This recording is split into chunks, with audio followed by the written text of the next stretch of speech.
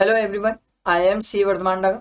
ध्यान देना सर, अपन लास्ट क्लास में आरटीपी के एमसीक्यू करे थे, केस सिनेरियो करे थे इनकम टैक्स के। ठीक है, अब अपन को उसके डिस्क्रिप्टिव क्वेश्चन करना है। ठीक है, डिस्क्रिप्टिव क्वेश्चन करने के बाद फिर मैं आपको जीएसटी भी कराऊंगा। आपसे सिंपल एक रिक्वेस्ट है, प्लीज एमसीक्यू को जाके अच्छे से देखना। बहुत अच्छा क्वेश्चन था, it was a very nice question और मेरे हिसाब से क्वाइट कंफ्यूजिंग था। स्टूडेंट को एक कंफ्यूज करेगा, मतलब वो अच्छे से प्रोविजन पढ़ने में मजबूर करेगा आपको। ठीक है, क्वेश्चन 6 करते हैं अपन, डिस्क्रिप्टिव क्वेश्चन करेंगे सर। और डिस्क्रिप्टिव क्वेश्चन पूरे करेंगे, आप इसे लाइक करना और फ्रेंड्स को शेयर करना। ठीक है, मैंने आपको पहले भी क्वेश्चन पढ़ने की टेक्निक सिखाई है, तरीका सिखाया है। पता नहीं कितने स्टूडेंट ध्यान देते हैं, मेरी बात सुनते हैं कि नहीं। ठीक, सबसे पहले अपन को क्या करना चाहिए सर, नीचे आके पहले कभी भी क्वेश्चन पढ़ना चाहिए। देखो, miss Sarika is opted out of the default tax regime, thank you. मतलब ये 115 बीएससी में नहीं चल रही है, नॉर्मल चल रही है अंडर सेक्शन 115 बीएससी। ठीक है, from the information given above you are required to determine the residential status and total income. दोनों चीजें निकालना है of miss Sarika for the assessment year 24-25। What would be your answer if the income arising and received in UAE from a business set up in India is 10 lakh rupees instead of 5 lakh?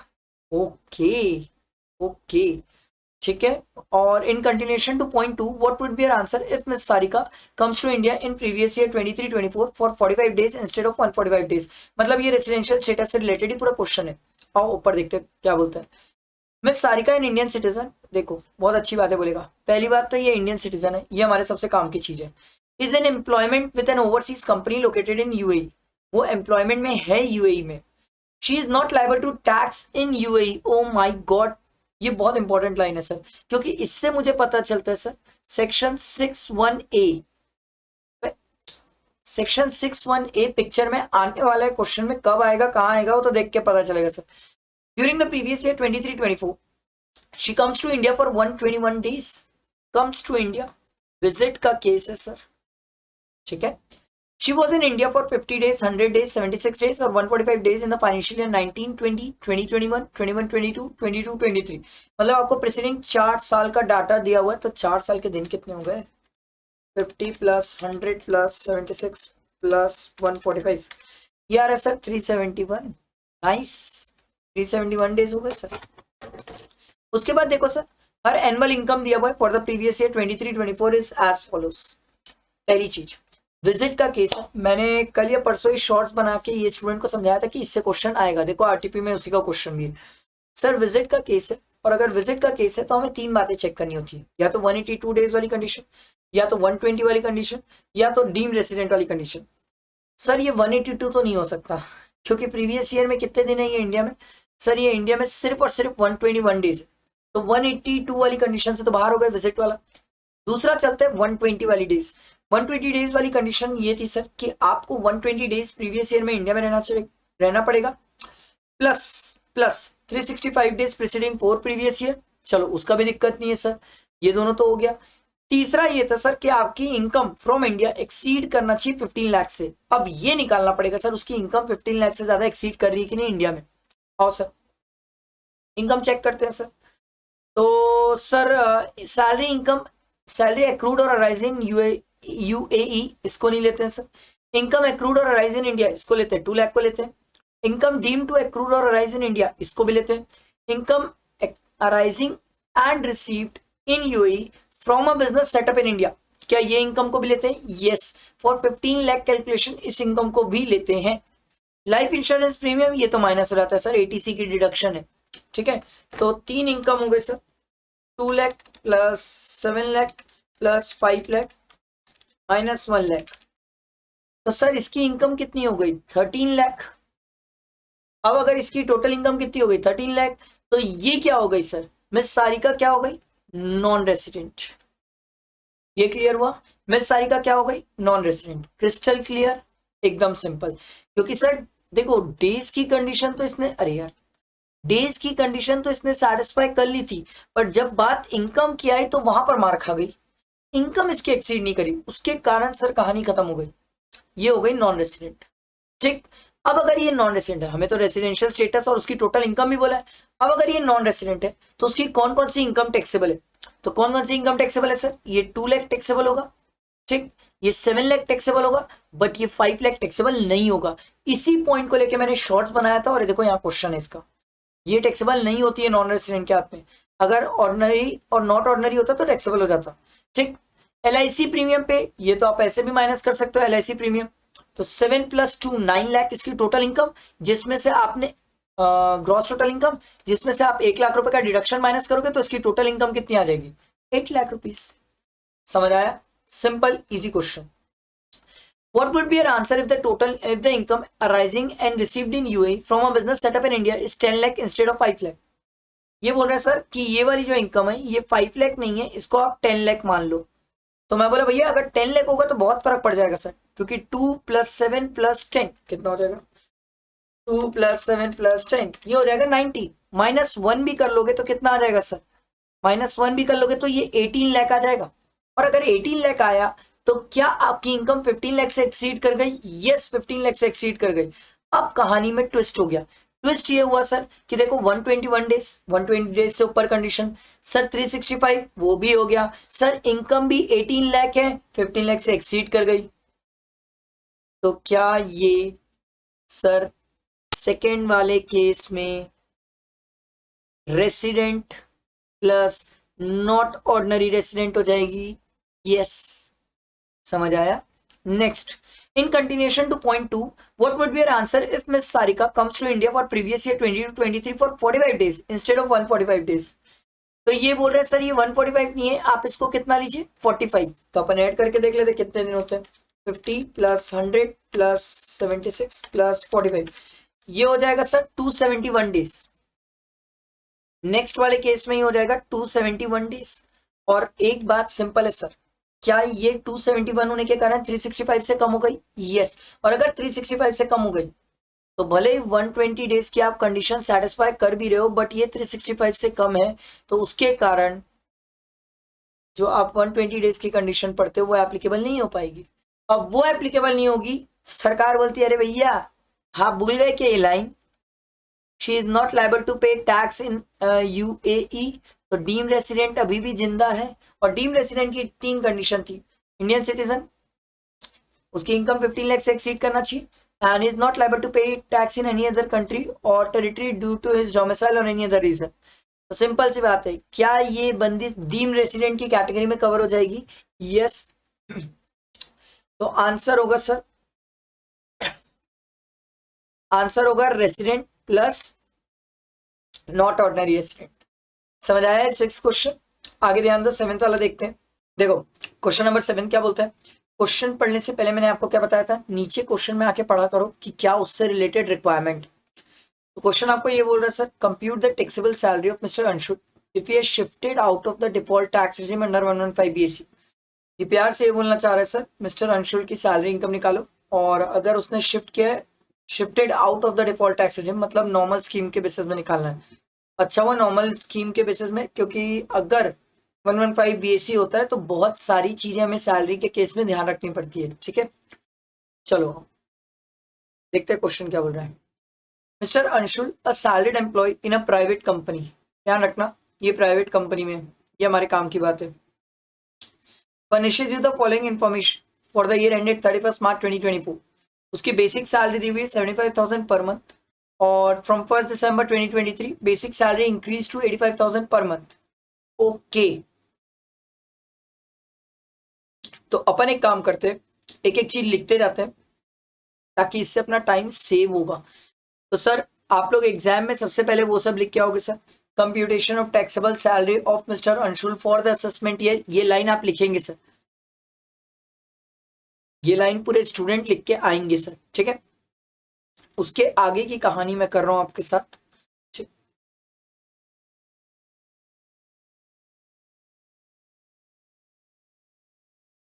आओ, ये तो बहुत गंदी line हो गई।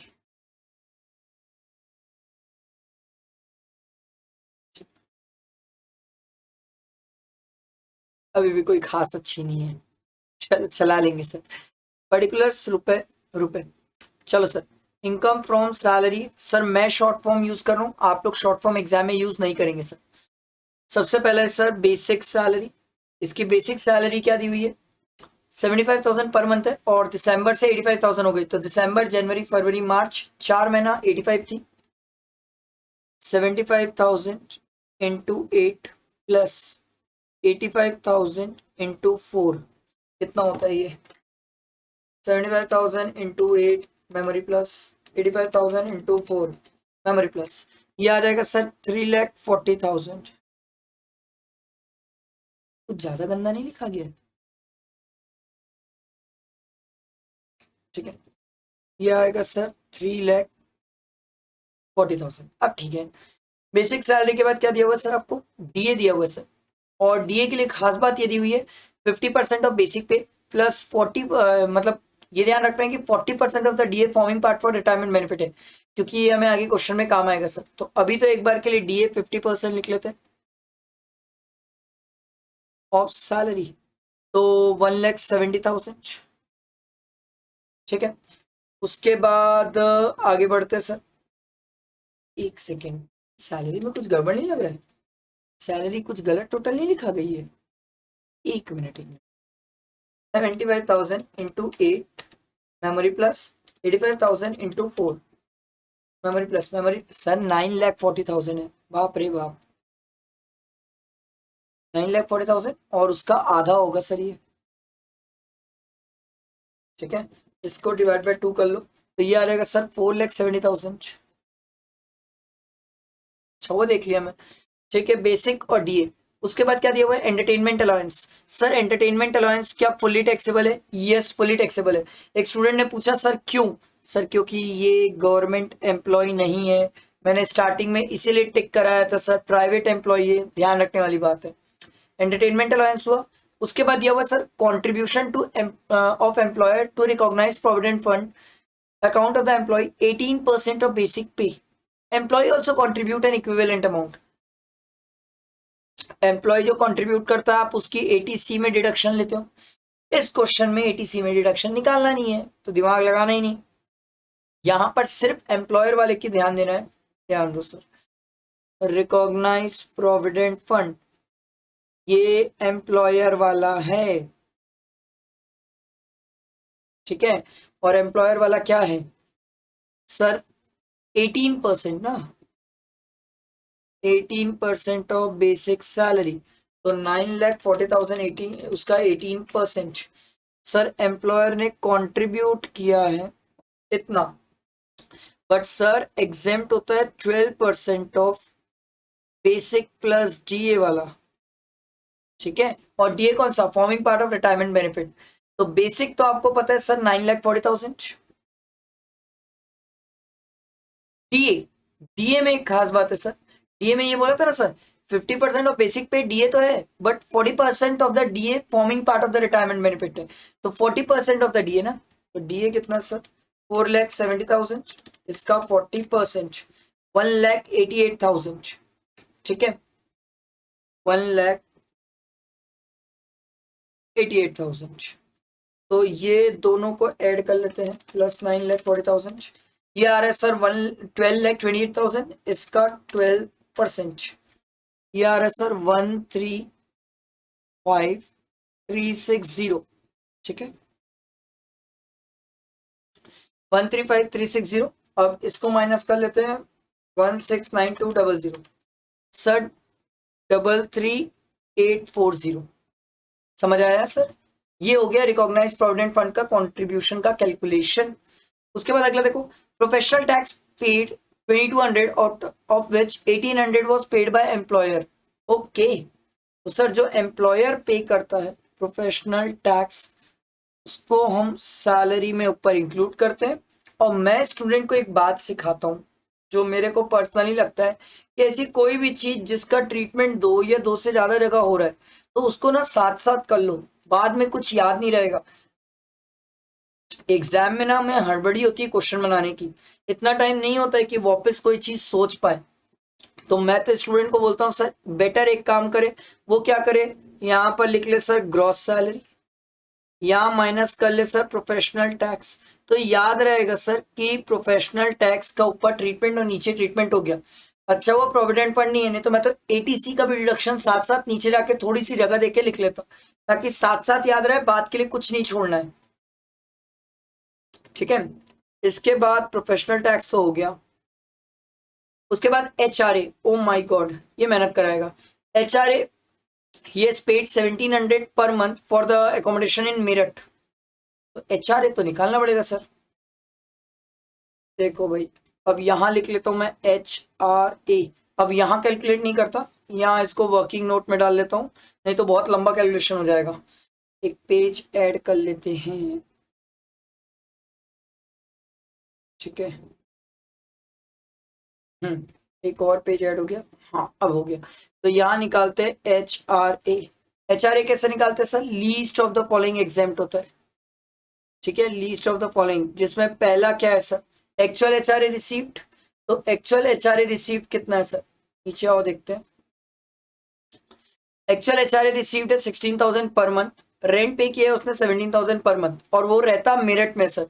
तो मेरठ कोई metro में कवर नहीं होता, तो 50 नहीं 40% वाली कंडीशन है, ये क्लियर रहेगा। तो HRA 16, रेंट पेड 17, याद रखेंगे, नहीं तो बार बार नीचे स्क्रॉल करना पड़ता है। तो एक्चुअल रिसीव्ड है सर 16,000 इंटू 12, 16,000 इंटू 12, ये आ रहा है सर 1,92,000।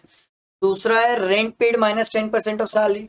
रेंट पेड कितना है? 17,000 इंटू 12 माइनस 10% ऑफ सैलरी। अब सैलरी में क्या क्या लेते हैं? Basic plus DA forming part वाला plus percentage wise commission on turnover. अब यहाँ पर basic plus DA forming part, ये क्या हम पहले भी निकाल चुके हैं? यस, ये हमने पहले भी निकाला है, ये तो निकाल के रखे सर, बेसिक और DA वाला। तो इसी को ले लेते हैं सर, 9,40,000 प्लस 1,88,000, तो 11,28,000 और लिख लेते हैं 11,28,000, ठीक है। तो ये आ जाएगा सर 17,000 इंटू 12, ये है 2,04,000 माइनस 1,12,800, तो ये कितना आ जाएगा? माइनस 1,12,800, ये आ रहा है सर 91,200, ठीक। तीसरा 40% ऑफ 1,12,800, कितना हो जाएगा सर? 1,12,800, इसका 40%, ये आ जाएगा 4,51,200। तो सर अपन ने क्या बोला था? Least of the following exempt है, तो लीस्ट कौन सा है सर? लीस्ट हमारा ये वाला है, least of the following exempt. मिला कितना है? 1,92,000। एग्जाम कितना हो जाएगा? 91,200। मिला है 1,92,000, एग्जाम कितना होगा? 91,200, तो कितना आ जाएगा? 1,92,000 माइनस 91,200, ये आ रहा है सर 1,00,800, ठीक है, 1,00,800, सिंपल। और सर HRA लिख लेते हैं 1,00,800, ये HRA का कैलकुलेशन हो गया। अब आओ नीचे और क्या बचा देख लेते हैं। इसके बाद दिया हुआ है convenience allowance. Convenience allowance of 1,500 पर month for the by the company towards actual reimbursement of the convenience spent on official duty. Sir अगर कन्वीनियंस अलाउंस है और ऑफिशियल ड्यूटी के लिए था, तो उस केस में ये एग्जेम्प्ट होता है, ठीक है। तो स्टूडेंट को एग्जाम में क्या करना चाहिए? मेरे हिसाब से जो बेटर साइड रहता है वो क्या करे? कन्वीनियंस अलाउंस लिखे, बाजू में सर वर्किंग नोट डाल दे, और उससे रिलेटेड नीचे एक्सप्लेनेशन क्या करे? वर्किंग नोट में लिख दे कि भैया ये एग्जेम्प्ट है, हम इसको यहां नहीं लेंगे, ठीक है, सेफ साइड में रहेगा। अगला देखो, loan of 2 lakh was taken from the employer on 1/7/2023 for medical treatment of his brother for tuberculosis treatment. Oh my god. Interest charge on such loan was 5%. The entire loan is outstanding on 31st March 2024. No medical insurance has been taken for his brother. SBI rate of interest was 11%. अब मेरी बात ध्यान से सुनना sir, अपन ने medical facility पढ़ा था, ठीक है, अपन ने इंटरेस्ट ऑन लोन भी पढ़ा था। हमने बोला था सर अगर इंटरेस्ट फ्री और कंसेशनल फैसिलिटी अगर एम्प्लॉयर एम्प्लॉय को दे रहा है, तो सर 20,000 तक का लोन है, तो उसको तो माना भी नहीं जाता, उसको परक्विजिट नहीं माना जाता। उसमें दूसरा पॉइंट एक और था सर, अगर मेडिकल ट्रीटमेंट करवा रहे सर, तो मेडिकल ट्रीटमेंट के केस में वो भी एग्जेम्प्ट। मेडिकल ट्रीटमेंट अगर आप जो लोन लियो, लोन का इंटरेस्ट इसलिए पे कर रहे हो क्योंकि वो लोन आपने मेडिकल ट्रीटमेंट के लिए लिया था, तो उस केस में वो एग्जेम्प्ट होता है। वो भी वहां पर लिखा हुआ था प्रिस्क्राइब डिजीजेस, जो रूल 3A में कवर होती है सर। तो ये जो ट्यूबरक्लोसिस है वहां पर कवर्ड है, इसीलिए ये एग्जेम्प्ट है। ये मेडिकल फैसिलिटी के लिए जो लोन लिया गया है ये एग्जेम्प्ट है। अगर ये मेडिकल नहीं होता तो इसको हम टैक्सेबल करते, ठीक है। तो ये भी एग्जेम्प्ट है, ध्यान रखिएगा सर। ठीक है, तो ये आप ध्यान रखेंगे सर, इसको अपन लिख लेते हैं ताकि ध्यान रहे कि इंटरेस्ट की कहानी एग्जाम थी सर। ठीक, नेक्स्ट आओ देखते हैं अगला क्या है भाई। देखो अगला पॉइंट क्या बोलता है, free education facility was provided to the sister of Mr. Anshul in a school maintained and owned by the company. The cost of such education facility is 900 rupees per month. No amount was recovered by the company for such education facility from Anshul. देखो free education facility किसको provide की गई है, sister of mister Anshul को। Sir उसके बच्चों को नहीं दिए गए, उसकी बहन को दिया गया। अगर बच्चों को दिया जाता तो 1000 तक की एग्जेम्पशन थी, ये तो उसकी बहन को दिया गया इसीलिए एग्जेम्पशन नहीं है, तो सर उस केस में टैक्सेबिलिटी आएगी। तो इसको अपन लिख लेते हैं, एजुकेशन फैसिलिटी ये 900 इंटू 12 कितना आ जाएगा सर, 900 इंटू 12, 900 इंटू 12, अरे 900 इंटू 12 ये आ रहा है सर 10,800। ठीक है, उसके बाद आगे देखो, leave travel concession given to Anshul, his wife and 3 children, 1 daughter and twin son aged 4. Cost of the air ticket economy class reimbursed by the employer 20,000 for the adult and lump sums 25,000 for the 3 children. Anshul is eligible for availing the exemption this year to the extent it is permissible under the Income Tax Act 1961. अगर आप एक बात ध्यान दो तो sir पहले एक बेटी हुई, बाद में 2 बेटे हुए ट्विंस। तो सर हमने पढ़ के आया था लीव ट्रेवल कंसेशन के केस में 2 बच्चों की छूट होती है। 2 बच्चों के केस में हमने ये पढ़ा था सर कि पहले अगर सिंगल हो गया बाद में ट्विंस हो गए तो उसको 2 ही काउंट किए जाएंगे, उसको 3 नहीं काउंट करते हैं, 2 काउंट करते हैं। तो उस केस में सर एक तो जो एडल्ट का है 20,000 वो तो वैसे ही एग्जेम्प्ट है, 45,000 है ये भी एग्जेम्प्ट है। ठीक है, ध्यान रखना ये बच्चों वाली कहानी वैसे बहुत सिंपल है, ये इतना रॉकेट साइंस वाली कुछ बात नहीं थी, ये स्टूडेंट को पहले भी पता है सर लीव ट्रेवल कंसेशन के केस में। तो लीव ट्रेवल कंसेशन ये एग्जेम्प्ट है। ठीक है, तो अब अपन इसको प्लस माइनस कर लेते हैं तो हमारा क्या आ जाएगा, हमारी ग्रॉस सैलरी आ जाएगी सर, निकाल लेते हैं। 9,40,000 plus 4,70,000 plus 10,000 plus 33,840 plus 1,800 plus 10 HRA। ठीक है, ये कुछ गड़बड़ नहीं लिखा मैंने HRA, HRA सही लिखा है ना, हाँ जी HRA सही है, 100,800। ठीक है, यहाँ गलत लिख दिया कैल्सी में। ठीक है, उसके बाद है सर प्रोविडेंट ये एजुकेशन फैसिलिटी का 10,800, तो ये आ रहा है सर 156 लिखते हैं। ठीक है, सब लिखेंगे सर 1, अभी मैं मिटा दिया, शिट नहीं हट गया, वापस करना पड़ेगा। 9,40,000 plus 4,70,000 plus 10,000 plus 33,840 plus 1,800 plus 100,800 plus 10,800, तो ये आ जाएगा सर 156,7,240।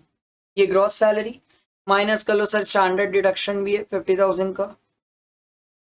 115 BSc होता तो भी फर्क नहीं पड़ता, स्टैंडर्ड डिडक्शन तो तब भी आपको मिल जाता। तो ये हमारा कितना आ जाएगा सर, माइनस करेंगे इसमें से 2200 माइनस 50,000, ये आ रहा है सर 151,000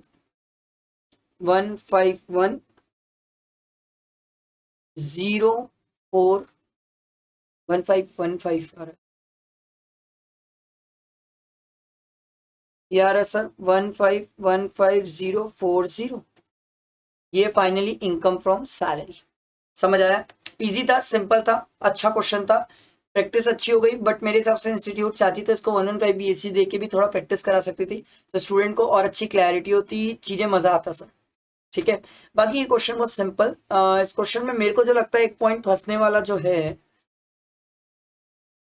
वो आप किस पॉइंट पे फंसोगे बताऊं मैं आपको। एक ये लोन वाला, इस पे फंस सकते हो, किसी स्टूडेंट को याद होना हो ये वाला पॉइंट, और दूसरा है फ्री एजुकेशन फैसिलिटी जो सिस्टर को दिया है। ये 2 पॉइंट है जहाँ पर एक स्टूडेंट से गड़बड़ होने के चांसेस है, मैं नहीं बोल रहा हूँ सब गड़बड़ करोगे, बट यही 2 पॉइंट है जहाँ पर गलती होने के स्कोप है। आई बात समझ, मेरे ख्याल से क्लियर हो गया होगा। अब क्वेश्चन नंबर 8 देखते हैं, ध्यान देना मेरे साथ। देखो क्वेश्चन नंबर 8 क्या बोलता है, पहले अपन नीचे आके क्वेश्चन पढ़ते हैं सर, वो क्या बोल रहा है देखो। Compute current total income under the default tax regime. Oh my god, मतलब 115 बीएसी के हिसाब से निकालना है उसकी total income under section 115 BAC for the assessment year 24-25 assuming his wife does not earn any income। लो भाई, वाइफ की कोई इनकम भी नहीं है। और सर क्वेश्चन पढ़ते हैं। क्वेश्चन पढ़ने के साथ साथ अपन एक काम करते हैं, इसका ना एक पेज इंसर्ट कर लेते हैं, ताकि क्या होगा अपन साथ साथ क्वेश्चन सॉल्व भी कर लेंगे। ठीक है, पेज इंसर्ट होगी ना, ठीक है। देखो, करंट रेसिडेंट एज 50 ईयर्स, ठीक है। Furnish the following information for the year ended 31 March 2024।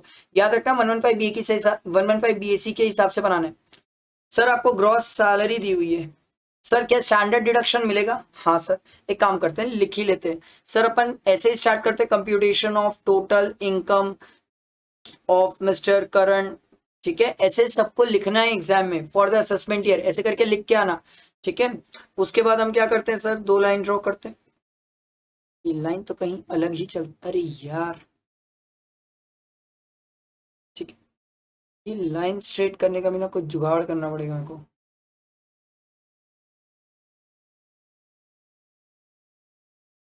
चलो देखेंगे बाद में।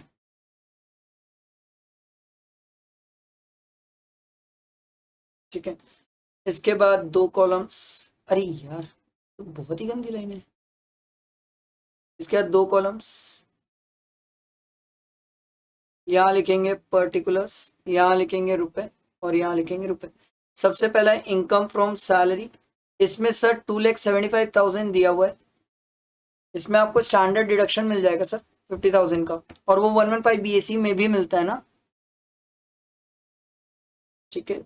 तो इसकी इनकम फ्रॉम सैलरी कितनी आ जाएगी, माइनस कर लेंगे तो 2,25,000, सिंपल। फिर इनकम फ्रॉम सैलरी हो गई। अब बात है आईएचपी की, चलो देखते हैं ऊपर पढ़ते क्या दिया हुआ है। Income from let out property दिया हुआ है, लॉस दिया हुआ है। ओ माय गॉड सर, हम पढ़ के आए हैं सर 115 बीएसी के केस में आईएचपी का लॉस आप क्लेम नहीं कर सकते। आपको आईएचपी का लॉस सेट ऑफ करने नहीं मिलेगा 115 बीएसी के केस में। नॉर्मल केस होता तो नॉर्मल प्रोविजन होता तो इसमें से मैं 2 लाख लॉस क्लेम करता और बचा कैरी फॉरवर्ड करता। अब 115 बीएसी है तो आईएचपी का लॉस तो मैं क्लेम ही नहीं कर सकता। अब अगर आईएचपी का लॉस क्लेम नहीं कर सकता तो मैं इसको क्या करूंगा sir, carry forward, simple. Interest on loan paid for the self occupied house property, अरे बाप रे सर, 115 बीएसी के केस में आईएचपी में interest on loan for self occupied भी आप क्लेम नहीं कर सकते, तो ये भी नहीं मिलता। ये आदमी क्या पागल है, इसका ये 2 चीजें हट गया और ये बंदा 115 बीएसी लेके बैठा है, ठीक। तो आईएचपी में मेरे को और कुछ तो देखते, नीचे कुछ और है क्या, नेक्स्ट आगे इनकम फ्रॉम सेल ऑफ, नहीं सर, तो आईएचपी में तो डैश कर दो। तो अगला हो गया सर अपना आईएचपी तो हो गया। आईएचपी के बाद क्या आ जाएगा, पीजीपी, पीजीबीपी, ठीक है। चलो पीजीबीपी की इनकम देखेंगे सर। Income from sale of rubber product from rubber plant, तो रबर के केस में हमने सीख के आया था सर 35% इज टू 65%, यही तो रेशियो है। 65% एग्रीकल्चर, 35% बिजनेस, तो बिजनेस वाली अपन ले लेंगे, एग्रीकल्चर वाली एग्जेम्प्ट है। तो 2 लाख का 35% कितना हो जाएगा, 70,000। तो ये है रबर प्लांट से इनकम 70,000, ठीक है। आगे पढ़ते हैं, रिटेल बिजनेस इनकम 1,20,000 और बिजनेस इनकम होलसेल वाली जिसमें लॉस है, ठीक है भाई। तो 1,20,000 पहले तो इनकम है, रिटेल बिजनेस से 1,20,000 में इनकम है और होलसेल बिजनेस से 1 लाख का लॉस है, ठीक। ये हम माइनस कर लेंगे, कोई दिक्कत नहीं है। आगे बढ़ते हैं, brought forward business loss, sir ये हम एडजस्ट करेंगे बट अभी नहीं। सर याद रखना, कभी भी मैंने आपको सीक्वेंस सिखाया सर, पहले इंटर सोर्स, फिर इंटर हेड, फिर ब्रॉड फॉरवर्ड। अभी तो हम इंटर सोर्स की लड़ाई लड़ रहे हैं, ब्रॉड फॉरवर्ड वाले को स्टार करके रख देते क्योंकि इसका ट्रीटमेंट हमें करना है बाद में, ठीक है, अभी नहीं करेंगे। Dividend receive from ABC limited and Indian company carrying on the agriculture operation, sir dividend है तो सर क्या ये भी इनकम मानी जाती है? यस सर, ये नॉन एग्रीकल्चर इनकम है, ये टैक्सेबल होगी सर। अब बात ये, एक खास बात मेरे को जो लगता है स्टूडेंट को ध्यान रखना चाहिए कि ये डिविडेंड रिसीव दिया हुआ है और ये 13,500 दिया हुआ है, इसका मतलब ये इस डिविडेंड इनकम पे टीडीएस कट चुका है। सर आपको कैसे पता चला? यहाँ पर डिविडेंड रिसीव दिया हुआ है, अगर यहाँ सिर्फ डिविडेंड फ्रॉम एबीसी लिमिटेड होता ना तो मैं बोलता सर इसमें टीडीएस नहीं कटा है। Dividend receive from ABC limited दिया हुआ है, इसलिए मैंने बोला सर इसमें टीडीएस कट गया, तो हमें तो ग्रॉस करके लेना पड़ेगा। और सर ये बिजनेस इनकम वाली जगह को थोड़ा सा छोड़ते, इसको नीचे तक ले जाते हैं और बिजनेस इनकम वाली जगह को थोड़ा छोड़ते हैं। कैपिटल गेन एक बीच में आता है, कैपिटल गेन वैसे अभी दिखा नहीं बट ठीक है दिख जाएगा कहीं ना कहीं। आईयूएस में सर डिविडेंड इनकम भी है, ठीक है, तो आईयूएस में आप डिविडेंड इनकम ले लीजिए सर। डिविडेंड इनकम कितनी है सर?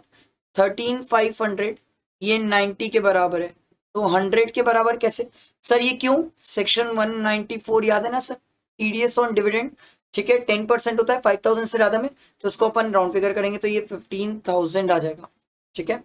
आगे बढ़ते हैं, डिविडेंड का ट्रीटमेंट हमने कर लिया। Long term capital gain from sale of listed equity shares 2 lakh rupees और शॉर्ट टर्म कैपिटल का लॉस भी है, तो लिख लेते हैं sir long term capital gain 2 lakh रुपए, शॉर्ट टर्म कैपिटल लॉस 1,10,000, ठीक, यही है ना? हाँ, और कोई तो दिया नहीं है, नहीं कैपिटल गेन में और कुछ नहीं दिया है, तो कैपिटल गेन का तो ये फाइनल ट्रीटमेंट हो गया, तो 90,000 आ गया कैपिटल गेन फाइनल वाला, ठीक है। उसके बाद आगे बढ़ते हैं और देखते हैं। लॉटरी विनिंग सर आईयूएस की इनकम है, ग्रॉस दिया हुआ है, thank you. Lottery income sir कितनी थी? 45,000 ये थी ना? हाँ, फिर contribution to provident fund and NSC sir मिलती डिडक्शन एटीसी में, बट हम 115 बीएससी लेके बैठे हैं तो डिडक्शन तो मिलेगी नहीं, गई ये बात। अगला, income of minor son Raju from special talent की इनकम क्लब नहीं होती है। Interest from bank received by Raju on deposit made out of his special talent, क्या ये क्लब हो जाती है? यस सर, ये क्लब हो जाएगी, तो ये इनकम जाएगी आईयूएस में।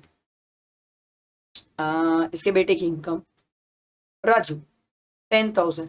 अब एक स्टूडेंट बोला सर आप 1032 की 1500 की डिडक्शन नहीं लियो, सर 115 बीएससी लिए, तो 115 बीएससी में कहां से आ गई डिडक्शन 1500 की? वो नहीं ले सकते आप एग्जेम्पशन, ठीक है, एग्जेम्पशन 1500 वाली नहीं ले पाओगे 1032 में, ठीक है, जो एग्जेम्पशन मिलती है वो नहीं मिलेगी।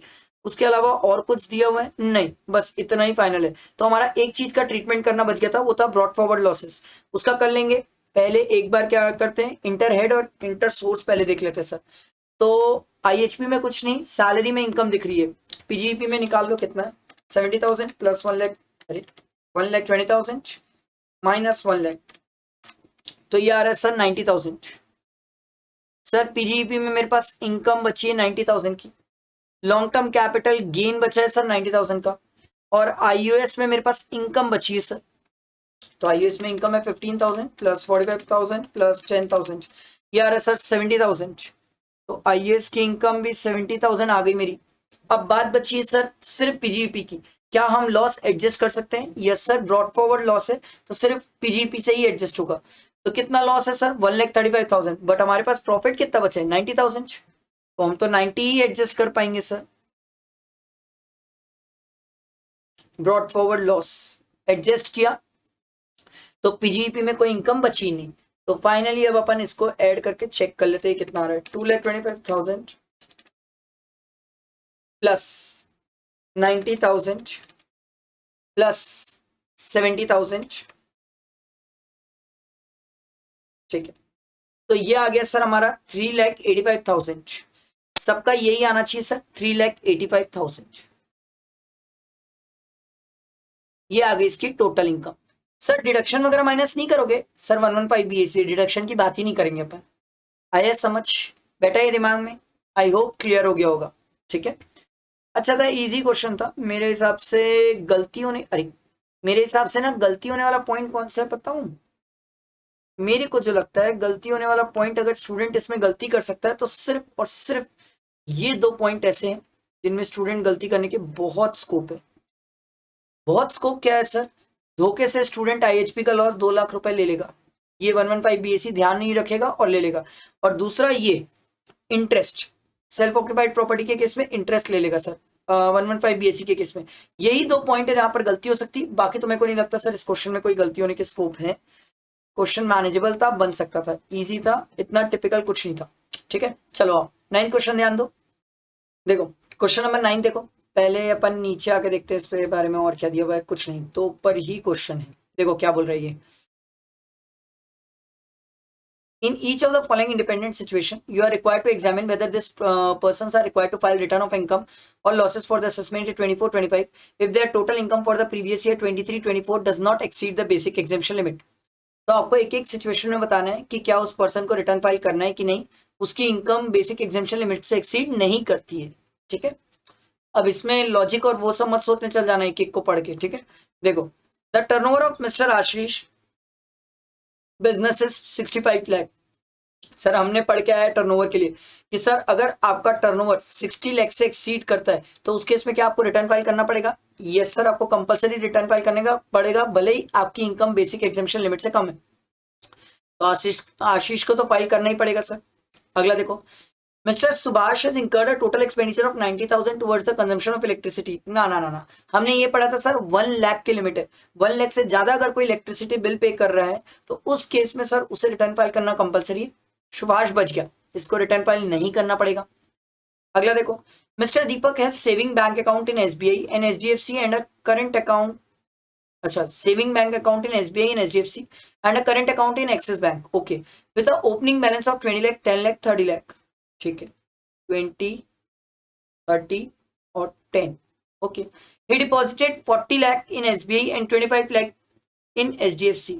40 यहाँ डाला है और 25 यहाँ डाला है।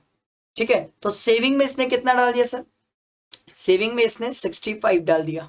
ठीक है, और 75 लाख इन एक्सेस अकाउंट, तो 75 लाख इसने करंट अकाउंट में डाला। हमने पढ़ के आया था सर करंट अकाउंट में कोई पर्सन अगर 1 करोड़ से ज्यादा डिपॉजिट करता है तो रिटर्न फाइल करना पड़ता है, तो करंट अकाउंट के कारण तो इसको रिटर्न फाइल नहीं करना पड़ेगा एक्सेस में।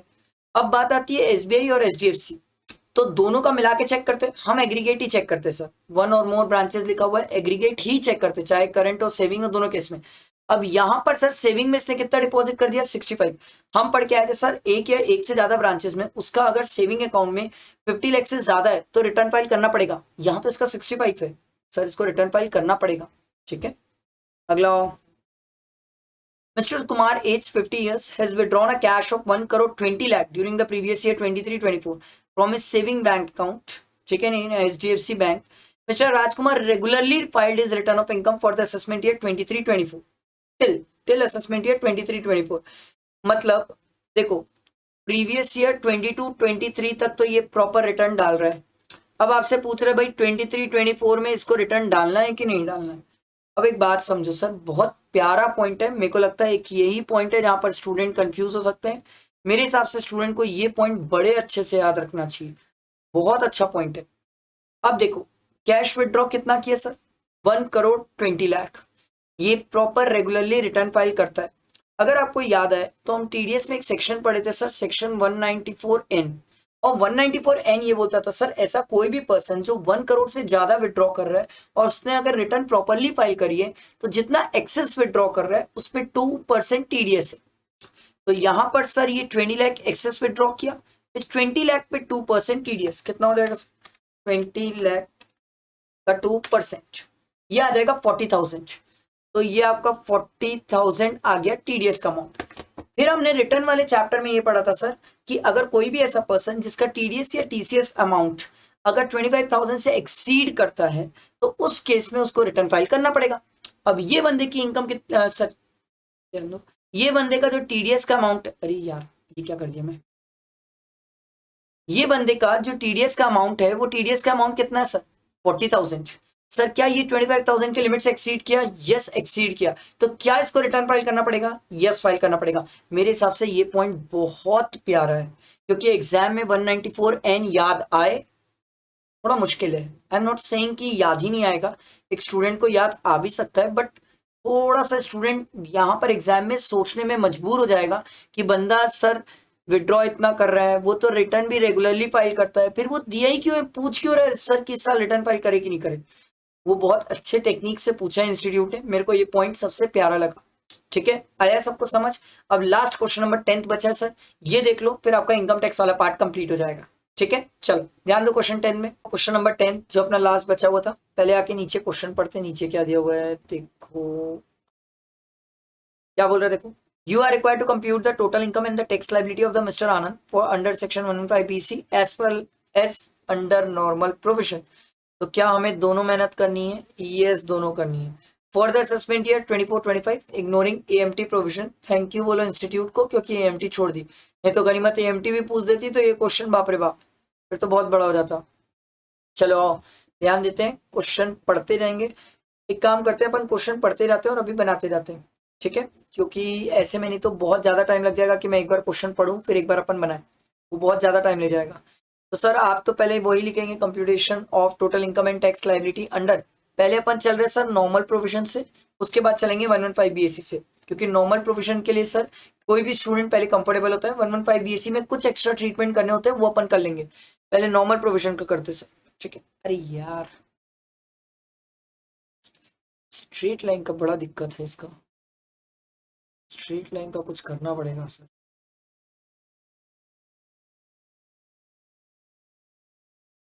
ठीक है, इसके बाद ये कहानी नीचे तक जाएगी, ये भी कहानी नीचे तक जाएगी। ये हुआ पर्टिकुलर्स, ये हुआ रुपए और ये हुआ रुपए। हम सर अभी मतलब इतना अच्छे प्रेजेंटेशंस पे फोकस नहीं कर रहे हैं, कंसेप्ट में मेन फोकस है, मेन कंसेप्ट सीखना है, तरीका सीखना है, ये फोकस करना। पता चला ये मत देखना कि सर की टेढ़ी लाइन गई है। ठीक है, चलो स्टार्ट करते हैं, क्वेश्चन पढ़ना चालू करते हैं और एक एक ट्रीटमेंट स्टार्ट करते हैं। देखो क्या बोलते हैं, mister Anand a resident Indian as 45 years, age कितनी है सर? 45 ईयर्स काम की है, has provided you the following information for the previous year ended 31 March 2024। ठीक है, he owns an industrial undertaking established in an SEZ and which has commenced an operation during the financial year 1920। तो sir 1920 से लेके अभी तक अगर आप देखें तो क्या ये 5th ईयर की बात हो जाएगी? यस, तो उस केस में सर कोई दिक्कत नहीं है, आप 100% ले सकते हैं। ठीक है, deduction. Total turnover of the undertaking was 200 lakh. Export turnover received in India in a convertible foreign exchange on or before 30th September 2024 is 120 lakh. Okay. This industrial undertaking fulfill all the condition of Section 10AA of the Income Tax Act 1961 and profit from this industry is 35 lakh. तो हमारे लिए ये तीन figure काम किए sir. चलते हैं नीचे लिखते हैं, ये बाबा सबसे पहला तो सर पीजीपी की इनकम दिख गई हमें, और वो भी SEZ वाली। ठीक है, 10AA वाली इनकम, इनकम दिखी सर हमें 35 लाख। सर इसको डायरेक्टली आउटर कॉलम में नहीं लिख सकते? नहीं सर, और भी अगर पीजीपी की इनकम हुई तो। और ये पीजीपी की इनकम दिखने के बाद हमें एक चीज जरूर समझ आई सर, जब हम नॉर्मल प्रोविजन चल रहे हैं तो हमें डिडक्शन भी लेना पड़ेगा सर। चलो सर डिडक्शन की भी तैयारी कर लेते हैं, थोड़ा नीचे तक चलते हैं सर, यहाँ लिख लेते हैं डिडक्शन। ठीक है, और डिडक्शन 10AA की मिल जाएगी सर। कितनी मिलेगी सर? 35 लाख का प्रॉफिट है इंटू 120 डिवाइडेड बाय 200 इंटू 100% मिल जाएगा सर। ये कितना आएगा सर? 35 इंटू 120 डिवाइड बाय 200, ये आ रहा है सर 21 लाख। आप एक बात नोटिस की सर, मैंने अगर कोई ट्रांजेक्शन पढ़ा और उससे रिलेटेड कहीं ट्रीटमेंट है तो वो साथ साथ में कर लिया, बात के लिए कुछ नहीं छोड़ा सर, क्योंकि बात के लिए छोड़ोगे ना तो गारंटीड है कुछ ना कुछ भूल जाओगे और गलती होने के बहुत स्कोप है सर। सेकंड पॉइंट देखो, mister Anand sold equity shares of a different Indian company on 14 मार्च 2024। 14 मार्च को बेचा इसने। ठीक है सर, सैम लिमिटेड कंपनी के बेचे, सेल वैल्यू 150 दी हुई है, परचेज प्राइस 120 दी हुई है, STT paid at the time of acquisition दिया हुआ है, एक्वायर्ड ऑन 2 Feb 2024। ओके, तो सर ये 2 Feb को एक्वायर किया, मार्च में बेच दिया, क्या ये शॉर्ट टर्म है? यस, ये शॉर्ट टर्म है। और अगर ये शॉर्ट टर्म है तो ये कौन सा वाला है सर? 111A वाला शॉर्ट टर्म है सर, ध्यान रखना। 111A वाला शॉर्ट टर्म है, मतलब टैक्स रेट कितना है? 15% है सर।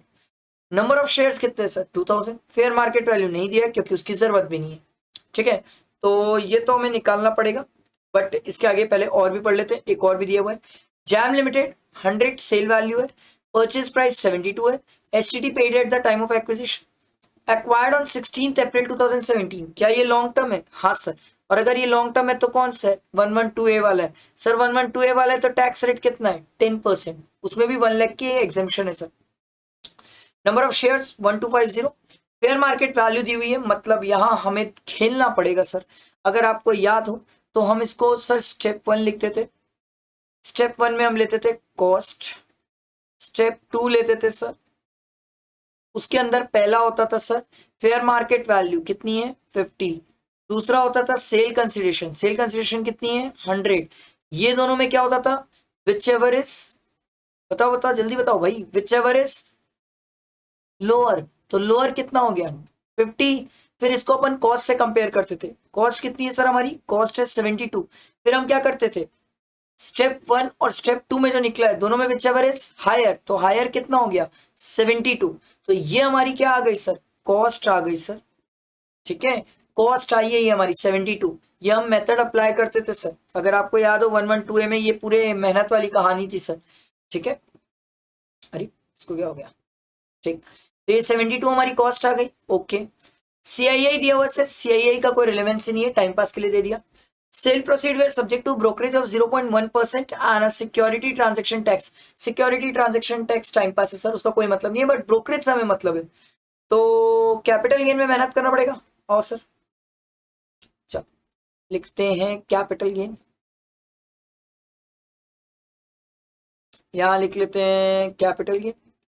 ठीक, इसमें दो है सर, एक है short term capital gain. Sir मैं अभी शॉर्ट में लिख रहा हूँ, प्लीज अभी इतना फोकस मत करना कि वर्धमान सर बहुत शॉर्ट में निपटा दिए। अभी मेन पर्पस आपको सिखाना है सर।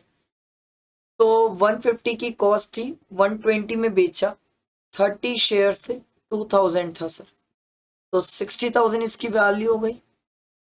माइनस ब्रोकरेज भी तो है सर, 0.1% ऑफ। कितने में बेचा सर? 150 में। कितने शेयर्स? 2000। तो ये कितना आ जाएगा? 150 इंटू 2000 इंटू 0.1%, ये 300 आ जाएगा। तो ये हम माइनस किए तो आ गया हमारा 59,700। ये शॉर्ट टर्म कैपिटल गेन हो गया। अब एक कहानी और है sir, long term capital gain. ये कितना है sir long term capital gain? 100 rupees sale value थी, 72 कॉस्ट थी, 28 में एक में प्रॉफिट है, और 1250 इतनी तो शेयर है ना? हाँ 1250। ठीक है, माइनस ब्रोकरेज यहां पर भी है सर 0.1% ऑफ सर, 100 इंटू 1250, तो ये करना पड़ेगा सर। 28 इंटू 1250, ये आ रहा है सर 35,000। ठीक है, और 1250 इंटू 100 इंटू 0.1%, ये 125। तो ये आ जाएगा सर आपका, इसका कलर चेंज करूँ क्या? कर लेते हैं। 35,000 से माइनस कर लो इसको, तो ये आ रहा है सर 34875। ये आ गया हमारा 34875।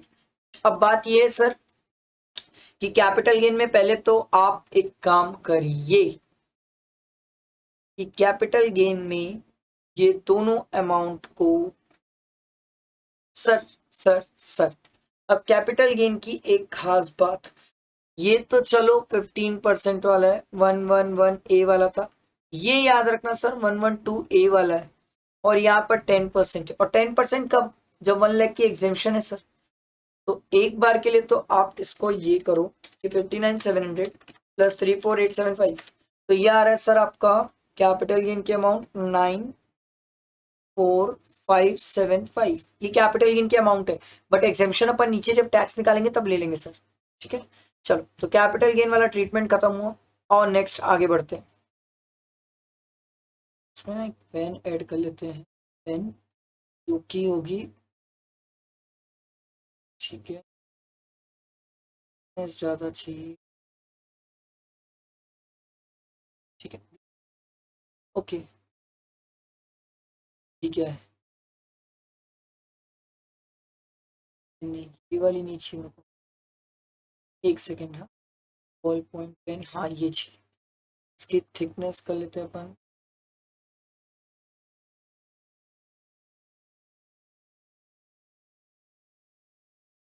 ठीक है, अब एक बार लिख के देखते हैं। अरे बाप रे, बहुत मोटी हो गई सर।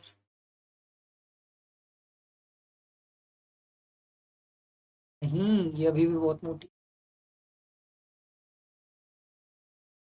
ये भी मोटी है थोड़ी सी। अब ठीक है, पर चला लेंगे। ठीक, sorry to interrupt, sorry sorry. चलो ध्यान दो। He made a payment of 90,000 on 1/9/2023 with a check towards medical insurance on a lump sum premium for himself and his wife till 31st March 2027। तो सर 23 से 27 एक student normally इसको पढ़ेगा तो 4 साल गिनेगा, बट ये प्रैक्टिकली 5 साल है, क्योंकि सर आपको 27 28 को भी गिनना है सर। ठीक है, तो ये 5 साल है, तो 5 साल में आपको डिडक्शन लेनी है सर मेडिकल की। तो 90,000 डिवाइड बाय 5 करोगे तो ये आ जाएगा 18,000। He also made a cash payment of 7,500 towards the preventive health checkup for himself and his wife। तो मिलेगा कितना सर? 5,000 ही मिलेगा मैक्सिमम।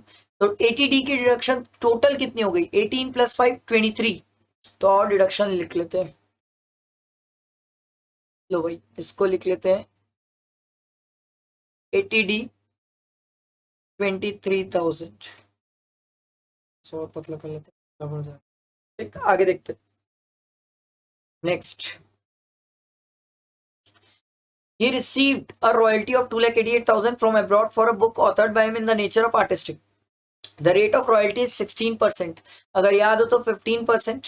सर 80QQB इसी में तो पढ़े हैं सर डिडक्शन लेते टाइम। पहले तो इसको इनकम दिखाना है ना आईयूएस में, ये मत भूल जाना। And expenditure made for earning this royalty was 40,000, ये भी काम का है। The amount remitted to India till 30 September 2024 is 2,50,000। ये तो बहुत काम का है सर, 80QQB में डिडक्शन लेने के लिए बहुत काम का है, तो इसके लिए 2 जगह ट्रीटमेंट कर लेते सर। अब मुझे दिख रही है आईयूएस की इनकम, और आईयूएस में रॉयल्टी की इनकम, और रॉयल्टी में सर 2,88,000 माइनस 40,000, तो ये आ जाएगा 2,48,000। पर सर रॉयल्टी सिर्फ यहाँ नहीं रुकता, रॉयल्टी यहाँ भी आएगा सर 80QQB। ठीक है, 80QQB में जब मैं जाऊंगा सर तो 2,50,000 रेमिट हुआ है, माइनस 40,000 कर लूंगा सर, तो ये आ जाएगा सर 2,10,000। अब एक स्टूडेंट के मन में क्वेश्चन आया, सर आपने वो 16 का 15% चेक नहीं किया। कर लो भाई, गारंटीड है कमी आने वाला है सर, क्योंकि दिख रहा है कितना आएगा। 2,88,000 डिवाइड बाय 16 इंटू 15, ये आ रहा है sir 2,70,000।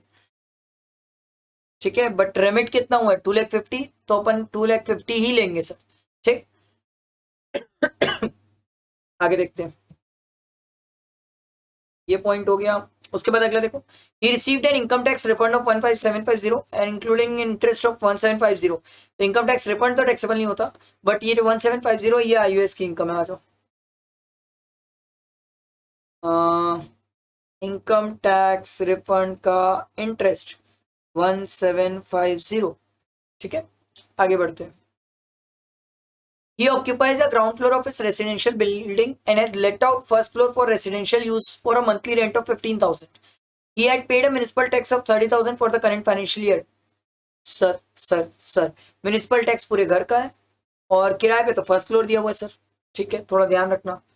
Both the floor were of equal size, thank you, मतलब इसको डिवाइड बाय 2 कर लेंगे।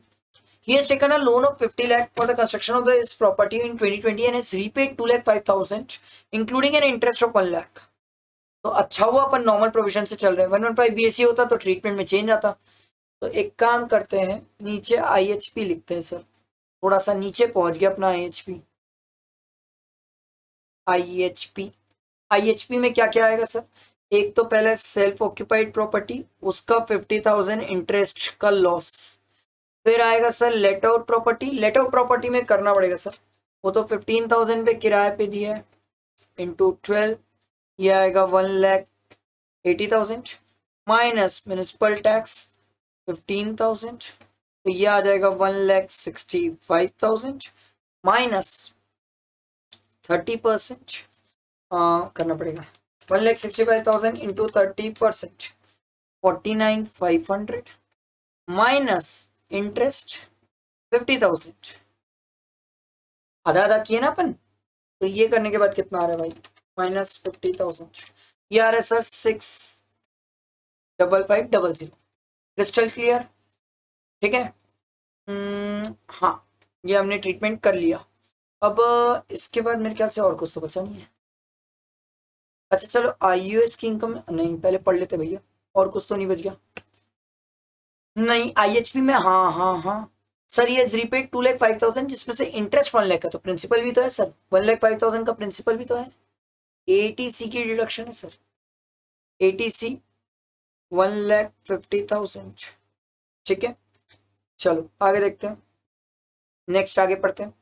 अमन deposited 1,30,000 in PPF. Oh my god, PPF भी दिया हुआ है। तो एक बात समझो सर, यहाँ पर 1,05,000 और यहाँ 1,30,000, दोनों मिला के एटीसी में जो डिडक्शन मिलती है वो मैक्सिमम कितनी है? 1.5 लाख।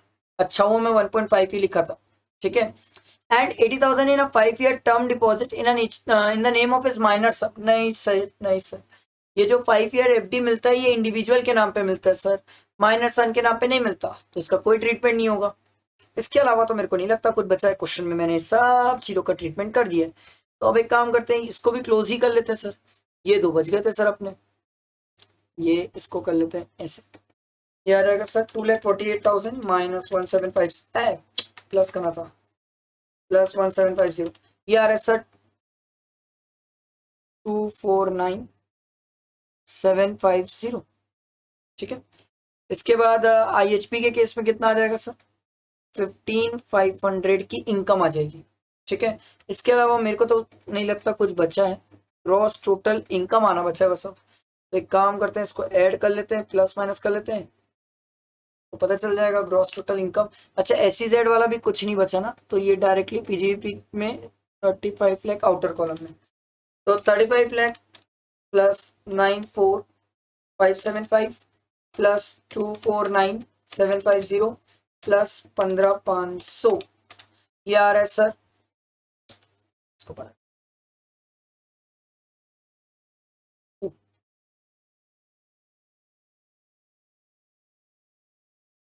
इसको लिख लेते हैं सर। ये आ रहा है 385,9825। अरे यार, ये थोड़ा सा ना पच हो गया वहां पर, इसको लिख लेते हैं, रुको। मैं पूरा करके लिख लेता हूँ ना।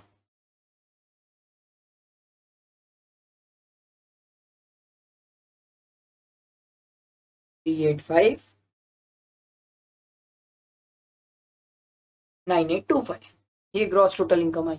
अब डिडक्शन माइनस कर लेते सर, और डिडक्शन कितनी कितनी है हमारे पास? 21 लाख माइनस 23,000 माइनस 2,10,000 माइनस 1,50,000, ये आ रहा है सर फाइनली 137,6825, ये आ गया सर। ये हमारी टोटल इनकम आई। अभी टोटल इनकम आई है सर, भगो मत, टैक्स लायबिलिटी निकालना है। अब जब टैक्स लायबिलिटी निकालना है तो कुछ बातें ध्यान रखनी पड़ेगी। पहली बात, जो इसको क्या होगी भाई,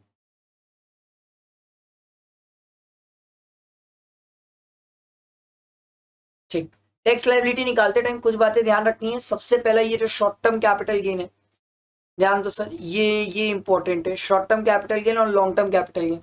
लॉन्ग टर्म कैपिटल गेन तो सर आपका एग्जिम्ट है,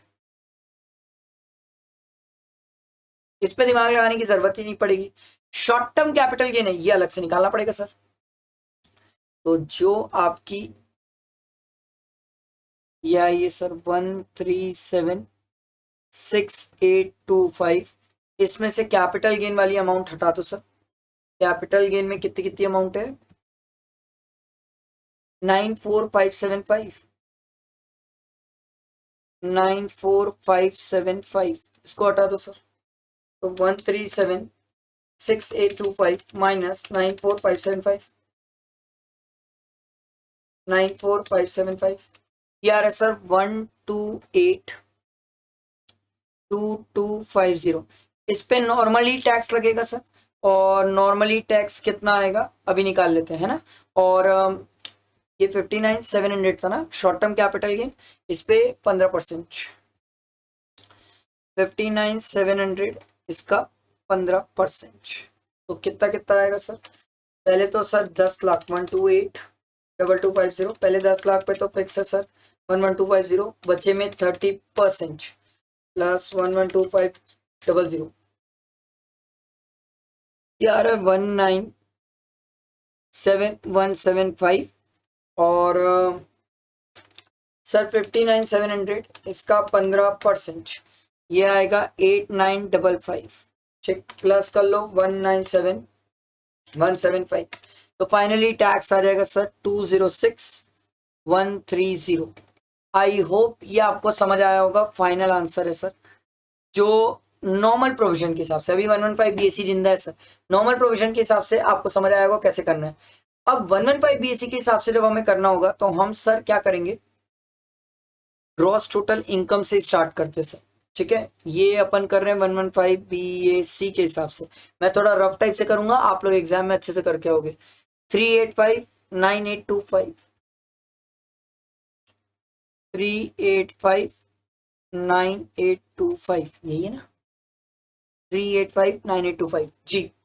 डिडक्शन कोई मिलना नहीं है, पहली चीज क्रिस्टल क्लियर, डिडक्शन तो कोई भी नहीं मिलना है, ठीक है। उसके बाद ये जो सेल्फ ऑक्यूपाइड प्रॉपर्टी का इंटरेस्ट का जो आपने बेनिफिट लिया है सर, ठीक है, आपने क्या किया सर, आपने तो इंटरेस्ट का 50,000 रुपए का बेनिफिट ले लिया, जो कि नहीं मिलता है 115 बीएससी के केस में। जब ये 115 बीएससी के केस में नहीं मिलता है तो आपने क्या कर दिया होगा, आपने तो सर इनकम को कम किया है। अब हमें इनकम क्या करना पड़ेगा, बढ़ाना पड़ेगा। प्लस कर लो सर 50,000 प्लस हो जाएगा, और देख लेते हैं कुछ होगा तो। रॉयल्टी वगैरह का कोई दिक्कत नहीं है, लॉन्ग टर्म कैपिटल गेन, ठीक है, शॉर्ट टर्म ही हो गया, एसईजेड वाले का तो ट्रीटमेंट हम कर लिए, इसके अलावा कुछ और है नहीं सर, तो इसको कर लेते हैं। ये आ रहा है सर 3859825 प्लस 50,000, ये आ जाएगा सर 3909825। अब इस पे टैक्स निकालना है सर, और ये 115 बीएससी के हिसाब से, तो 115 बीएससी के हिसाब से हम सीख क्या है सर, 15 लाख तक टैक्स जो आता है वो 1,50,000 आता है, और बैलेंस पे 30% है, 15 लाख है ना, तो इस पे 15 लाख हटा दो सर, बचा बैलेंस पे 30%, यार है सर 722,948, ठीक है। अब इसको ऐड कर लेते हैं सर 1,50,000, तो ये आ जाएगा सर 872,948, ये आपका 115 बीएससी के हिसाब से टैक्स आ गया। अब देखो मैंने कितने अच्छे तरीके से कर लिया, नॉर्मल प्रोविजन किया, नॉर्मल प्रोविजन के बाद 115 बीएससी देखा, पट से एडजस्टमेंट हुआ, पट से आ गया आंसर। कई स्टूडेंट 115 बीएससी भी पहले कर सकते हैं, इट्स योर चॉइस, बट देखो एक बार में फटाफट आंसर आ जाता है। ये हमारा इनकम टैक्स का आरटीपी पूरा कंप्लीट हुआ, मैंने क्वेश्चन भी कराया, आप इसे लाइक करना, फ्रेंड्स को शेयर करना, क्योंकि अच्छा क्वेश्चन है। और मैं आपको इस क्वेश्चन में मेरे को बताता हूँ जो लगता है पॉइंट पे स्टूडेंट गड़बड़ कर सकता है, जो पॉइंट गड़बड़, क्योंकि मैंने हर क्वेश्चन के बाद ये बताया है सर कि किस पॉइंट पे गड़बड़ हो सकती है। मेरे को जो लग रहा है कि माइनर सन वाले में गड़बड़ हो सकती है, आई एम नॉट सेइंग 100% गड़बड़ होगी। और दूसरा, अगर गलती होने के स्कोप हैं तो सर वैसे आईएचपी वाला इंटरेस्ट का गड़बड़ कर सकता है 115 बीएससी के केस में। और कौन सी गलती होने के स्कोप है, ये 5 साल के बदले एक स्टूडेंट इसको 4 साल ले ले, ये गड़बड़ हो सकती है। इसके अलावा मेरे को नहीं लगता इस क्वेश्चन में कोई पॉइंट ऐसा है जहां पर गलती होने के स्कोप है सर। आई होप आपको समझ आया होगा, मैंने सॉल्व करके भी बताया, थोड़ा रफली सॉल्व किया क्योंकि पूरा सॉल्व करने जाता तो लंबा समय लग जाता, बट मैंने आपको रफली सॉल्व किया, मेन कंसेप्ट सिखाना था, मेन तरीका सिखाना था। सॉल्यूशन तो आपको वैसे भी मिल जाता है, बट आप तरीका सीख जाओगे तो बहुत काम आएगा सर, ठीक है। तो इसे फ्रेंड्स तक शेयर करना, चैनल को सब्सक्राइब करना, बेल आइकन प्रेस करना नहीं भूलना, क्योंकि अभी जीएसटी वाला पार्ट बचा हुआ है, ठीक है। चलो, थैंक यू।